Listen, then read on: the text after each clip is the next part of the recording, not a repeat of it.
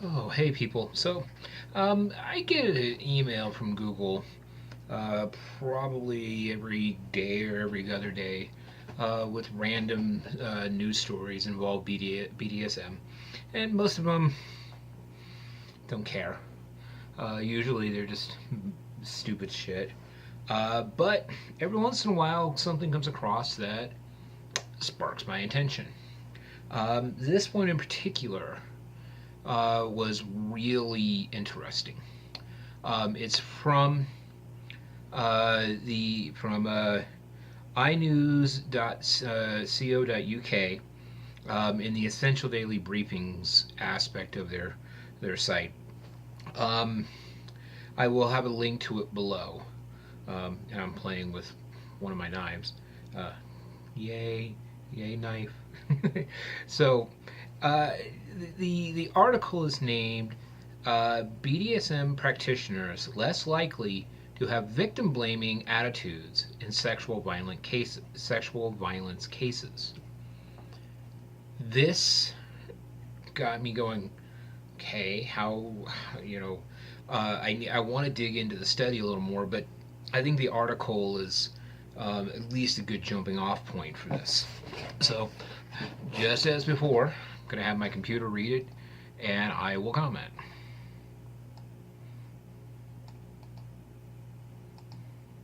People who take part in BDSM sex activities, bondage, discipline dominance, submission sadism, masochism, are less likely to hold attitudes consistent with rape culture, research has found. Did you hear that part? Research. The thing is, instead of people just making judgments about who we are and what we are, there are people who are actually doing research on us. And the things that I have always stated and always have stated about BDSM, people who are doing research are finding to be true. Isn't that amazing? When you actually talk to us and you actually ask us our attitudes towards things, things seem to make sense because we actually are able to communicate what we believe, and it's not this big giant scary thing that everybody thinks about us. Victim blaming attitudes are less widespread as well as acceptance of so-called rape myths in sexual violence cases, according to the study. The reason for this could be because the BDSM subculture has affirmative consent norms, says Catherine Clement, co-author of the study called Participating in a Culture of Consent may be associated with lower supportive beliefs. No shit. You have to keep in mind with what we do, we believe 100% in consent. Okay? I am not a big fan of having laws for affirmative consent. I don't believe that I should have to ask every single time I do anything. This is something that should be talked about and worked out prior to the play. This is what BDSM has done well for a long time. As I said, the five something I've been talking about, and something I want to promote is the five keys to a BDSM scene: conversation, negotiation, um, consent, safe words, and aftercare. These five things are embedded in the community, not just kind of like, oh yeah, wouldn't it be nice? No, they are embedded in the community. And even if you're doing a rack style scene, brisk aware, consensual kink, the thing about it is that you have conversations about the play. Then you negotiate the play. Then you go into, what are the limits, okay? And then you go. And then afterwards, you have aftercare. Rack usually does not involve consent, or not consent, but safe words. Rack does usually not involve safe words. Consent is absolutely necessary. And that's something that you don't get to see a lot from a lot of other things. with what we do in particular, everything has to be talked about, consensual, end of story. I cannot even just touch you without consent. That is rule one. Do not touch somebody else's property. Period. If I don't own it, I don't get to touch it. That doesn't matter if it's a toy, toys, or a person. If you are in a club or you are at an event or you are meeting them in person, until they say yes, nothing happens. Affirmative consent is a conscious, voluntary, and mutual decision among all participants to engage in sexual activity, either by words or actions. I want you to hear what they just said. Words or actions. Because that is a key. Okay? I could be in the middle of a play and want to do something a little bit different and something we necessarily haven't discussed, but yet I bring it up and they might be gagged or whatever, and they shake their head, they give me some kind of idea of what their thought process is in the middle of the play. Usually, changing up the play during the middle of it is frowned upon, because by the time you get into certain levels of play, the person you're playing with has an altered state of conscious and can't necessarily consent to it completely and fully. But we do blur the lines a little bit. It means explicitly saying yes to questions such as, "Can I take your clothes off?" and "Can I touch you?" says Ms. Clement from the Department of Psychology at Northern Illinois University. Affirmative consent is seen in the yes means yes policy enforced in colleges and universities. In some U.S. states, including California and New York, it can be contrasted with a policy where consent is assumed until someone says no. See, that's the thing. No, for some people, is a safe word. Okay, stop sometimes is a safe word, but it's not just I have to ask permission for every little tiny thing. That's what a lot of people think affirmative consent is that I have to give permission for every little tiny thing. No, it is, we have had this conversation. Are you comfortable with it? Yes, you are. Great, let's go do it. And then put other safety barriers in place. Not that hard.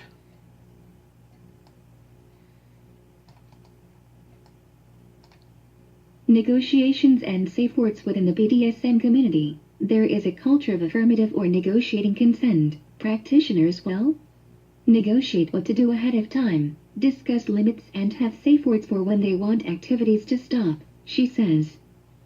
Yep. So far, there's nothing here that I have an issue with. As a possible consequence of these existing norms, the research has found that BDSM practitioners are less likely to blame victims or accept a myth such as, "She was drinking, she wanted to have sex," says Miss Clement. Exactly. Thank you. Because the thing about it is that if somebody is unable to consent because of they've been drinking, that does not give you the right to then go for it. Period. They're too drunk, they're too high, they're this, they're that, whatever. Bottom line is that they're not able to consent, therefore you don't do it. It's not hard, okay? And no, we don't. I am not. I don't like victim blaming at all. Okay, I think people should take responsibility. I did a video a while back called "Regret Is Not Rape." I still absolutely believe everything I said in that video. Okay, just because you regret saying yes doesn't mean that the person took advantage of you. You said yes. You must take personal responsibility for that.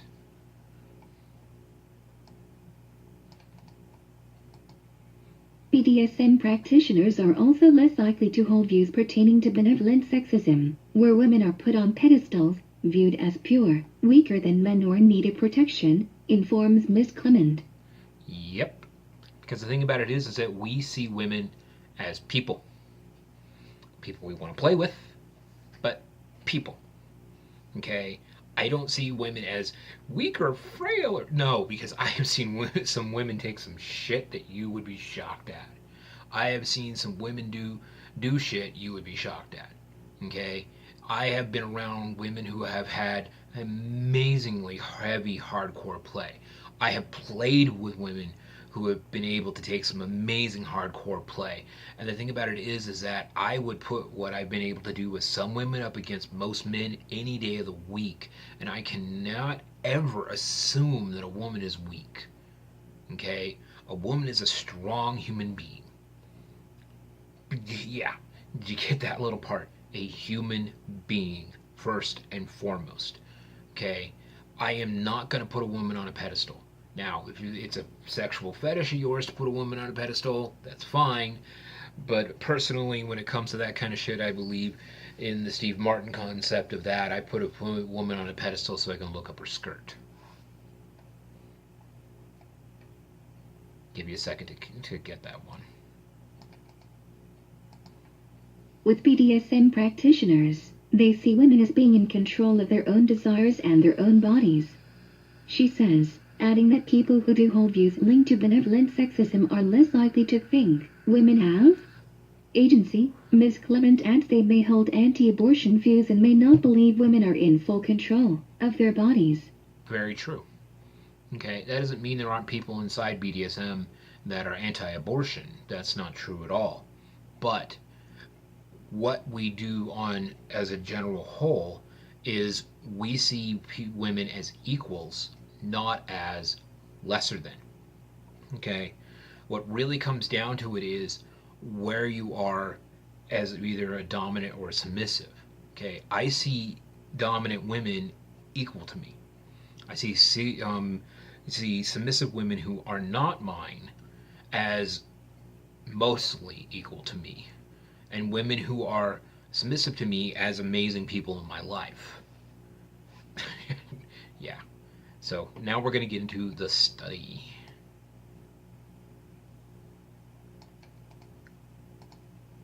The study compared online survey responses from 3 groups of around 60 people, self-selecting, BDSM practitioners, college students, adult workers at Amazon, as Mechanical Turk Marketplace, on their attitudes and beliefs towards benevolent sexism, rape myth acceptance and victim blaming, as well as other measures. BDSM practitioners, in comparison with the other 2 groups, reported lower levels of the 3 mentioned measures. However, it is important to note that the results follow a pattern of correlation rather than causation, which means it is not inconceivable that another factor is behind the link, explains Ms. Clement.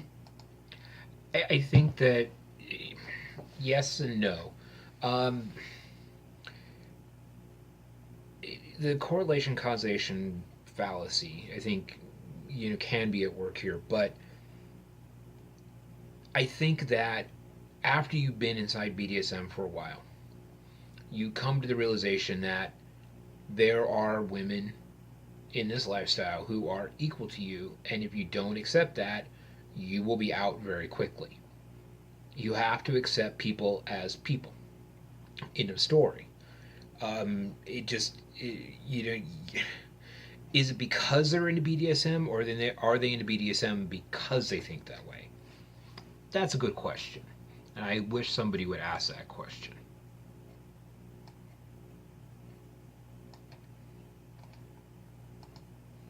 Change perceptions of BDSM. Ms. Clement hopes the findings of the survey could change stereotypical perceptions of the BDSM community. Look at 50 Shades of Grey, how the characters are portrayed.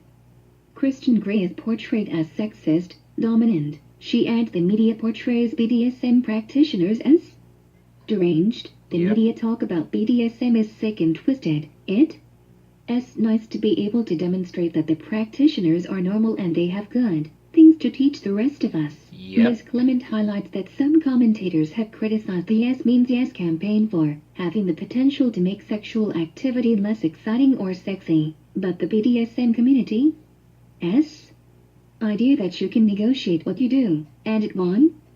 Lessen sexual desire is a good message? Yes. Yes, yes, yes, yes, and yes. I have been saying that for a long time. Okay? The yes means yes. If every single little tiny little thing you do, you have to say, is it okay if I do this? Is it okay if I do that? Is it okay if I do this? Is this okay? Is that okay? Is this okay? Is that okay? Ruins sex. It just destroys it. Okay? Because regardless of who's dominant in the bedroom, whether it's the woman who's dominant or the man who's dominant, regardless of which type of partnership you prefer to do, whichever the partner is sitting there constantly going, "Can I do this? Can I do that? Can I do this? Can I do that?" After a while, you just go, "Shut up and fucking do it." But, but, if you follow the example that we do in BDSM, which is, hey, by the way, these are the things I'm interested in doing. Are you okay with that? Then they can tell you yes, no, yes, no, yes, no before you even start. And once you start, you can then go forward with it. It's a roller coaster. Okay? I kind of, and I've stated this in the past, there's two kinds of, the two basic methods of BDSM, safe, same, consensual, SSC, and RAC, risk aware, consensual kink. One is like a roller coaster. One is like a locomotive. Okay. Once you were on the locomotive, which would be SSC, that locomotive will only stop if you pull a cord to tell it to stop. The roller coaster, you get on, you strap yourself in, and you're on the ride until the end. End of story. Thing about it is that what we do can give a lot to regular sexual intercourse.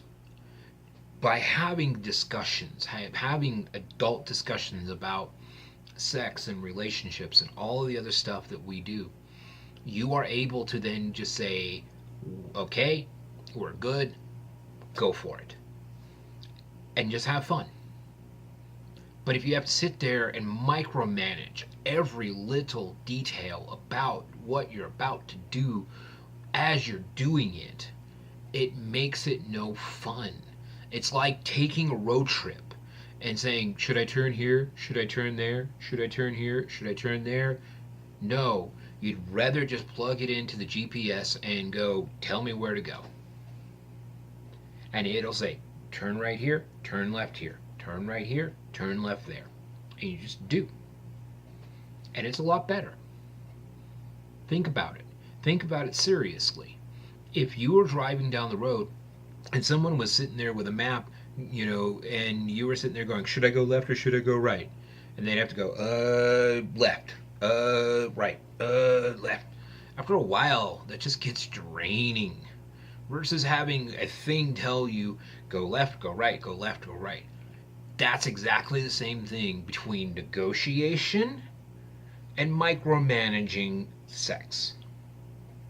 So, this is another kind of a long video. Yeah, and I got my thing to work this time, so mostly. Yeah, not working as good as it should. It sucks because of Utah. I can't get online and order. I'd have to go buy one from the shop, which is going to be a lot more expensive. But hey, that's Utah.